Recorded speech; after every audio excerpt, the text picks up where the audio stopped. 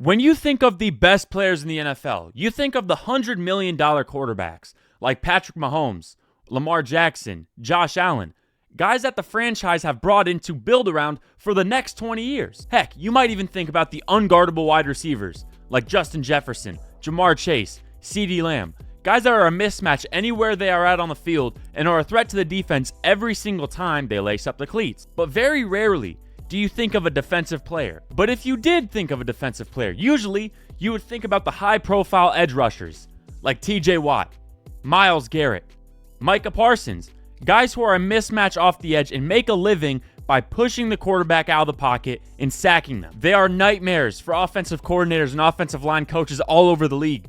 Heck, you might even think of shutdown corners, prime Jalen Ramsey, Darrelle Revis back in the day, guys who would take away a whole third of the field just by themselves. You might even think about Fred Warner, a guy who's in the middle of the field who can get a sack, who can get a pick, who can force a fumble, who can do all these different things just from the middle of the field. But what if I were to tell you that none of that is the case this year? In fact, when you think of the best player in the league, you usually think of a guy who's on a championship contending team.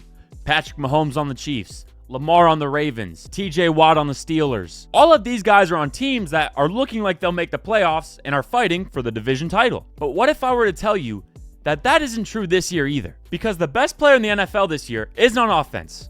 He isn't an edge rusher, and he isn't on a championship contending team.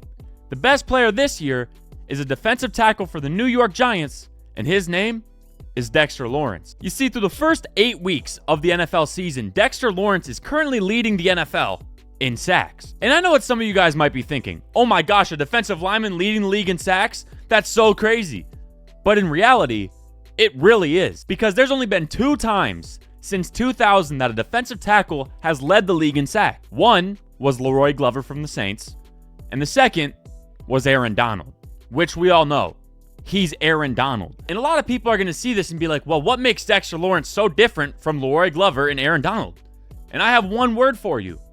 Weight. You see, at his playing weight, Aaron Donald weighed around 284 pounds, which is actually pretty undersized for a defensive tackle, which made it a lot easier to use finesse moves and get around in the pocket to pressure the quarterback. Similar thing with Leroy Glover, who only weighed 290 pounds. And you may see this and be like, okay, so what is Dexter Lawrence? 300, maybe 305, maybe 310? Well, you'd be wrong, because Dexter Lawrence is 342 pounds. And to highlight why what he is doing is so impressive, we must go over a crash course of the defensive tackle position.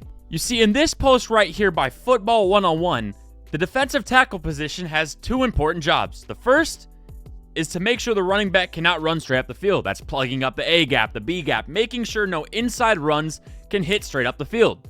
That's why he is 342 pounds, so he can take on double teams and make it so the linebackers can fill the gaps outside of him. Now, the second job is if it is a passing play, their job is to push the center and guards backward to force the quarterback out of the pocket, making it easier for the defensive ends and blitzing linebackers to sack the quarterback. You see, defensive tackles aren't supposed to get sacks like Dexter Lawrence is getting sacks, especially defensive tackles that are 340 pounds. Do you want to know the last time that someone who was 340 pounds led the NFL in sacks?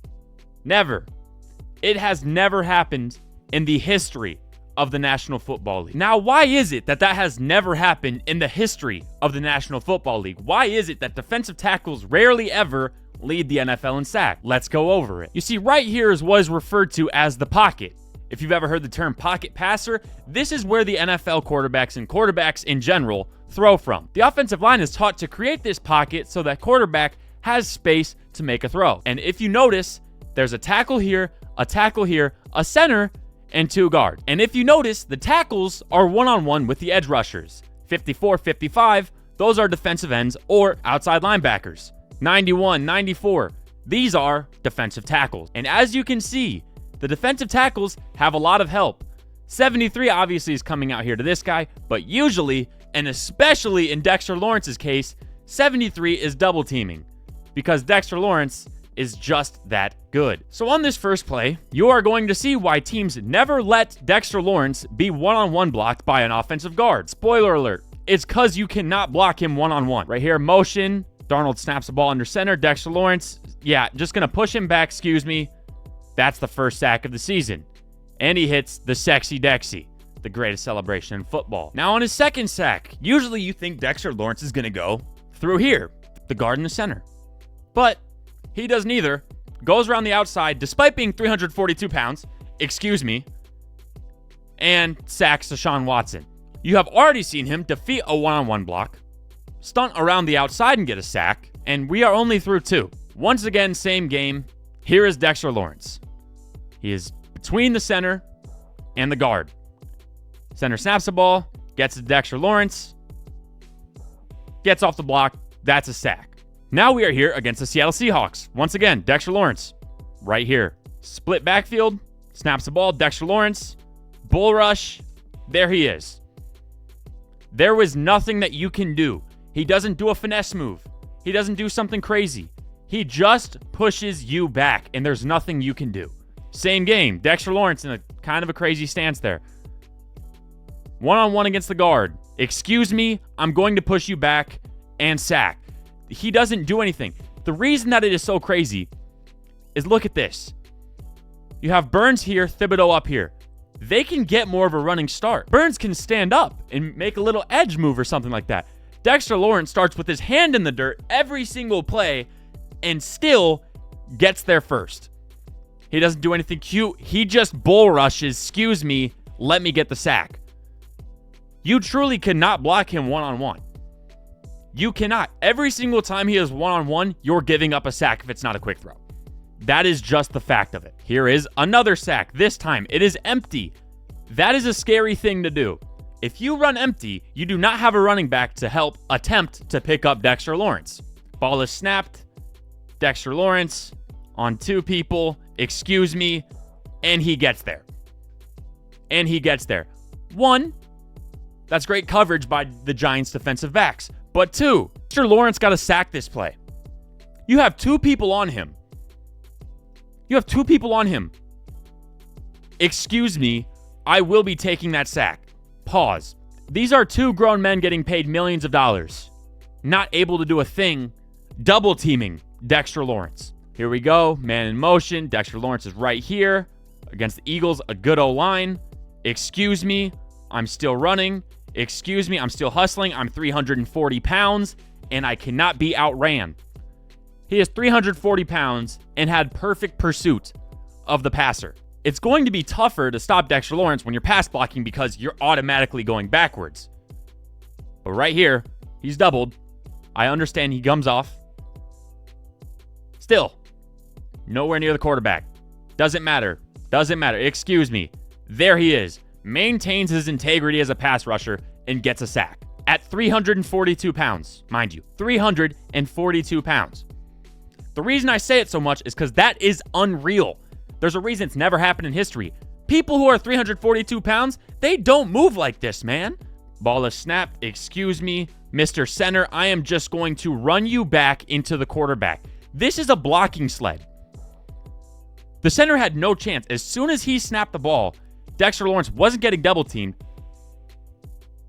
He is off the ball fast.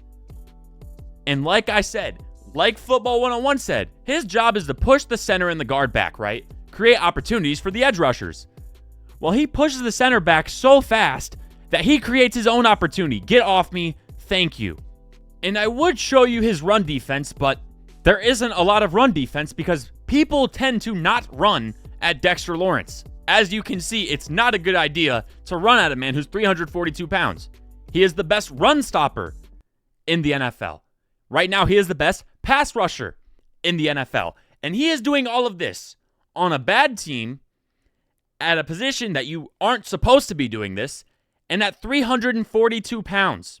And nobody in the NFL is really talking about it. That is criminal to me. You see, the fact is, Dexter Lawrence is by far and away the most dominant player in the NFL right now. I understand people are going to bring up TJ Watt. He is dominant. But he is not doing things the way that Dexter Lawrence is doing things. And if you are the Giants, I want to see Dexter Lawrence on a very good team.